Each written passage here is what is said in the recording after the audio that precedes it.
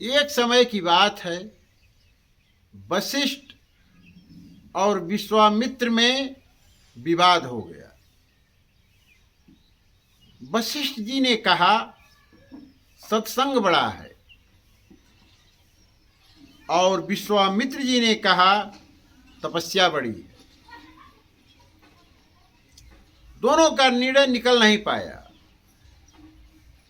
विवाद होते होते दोनों लोग पहुंच गए संकर्षण भगवान के।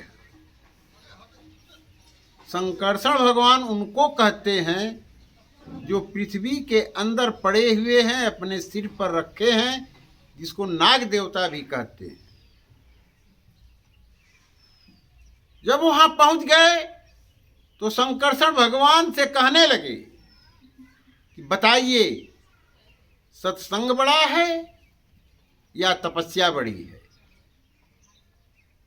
विश्वामित्र जी कहते हैं कि तपस्या बड़ी है, और मैं वशिष्ठ कहता हूं कि सत्संग बड़ा है। संकर्षण भगवान ने कहा पृथ्वी को सिर पर धारण कीजिए, मैं अभी बता देता हूं।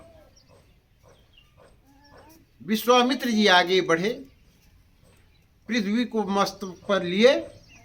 ज्यों ही मस्तक पर पृथ्वी को लिए, मस्तक हिलने लगी। मस्तक पर पृथ्वी हिलने लगी, मस्तक नहीं हिलने लगा, मस्तक पर पृथ्वी हिलने लगी।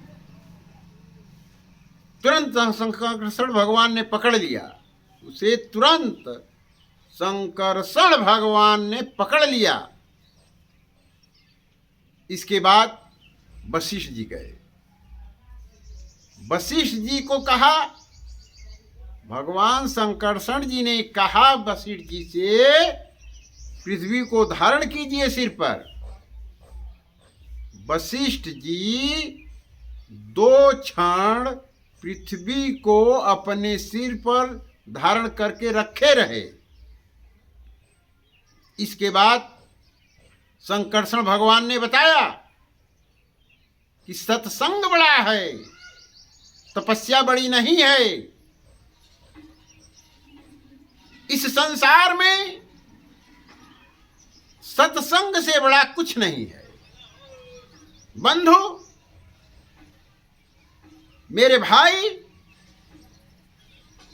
आप लोग सत्संग करें और सत्संग करके ज्ञान प्राप्ति कर लें, और यह ज्ञान मिल जाने से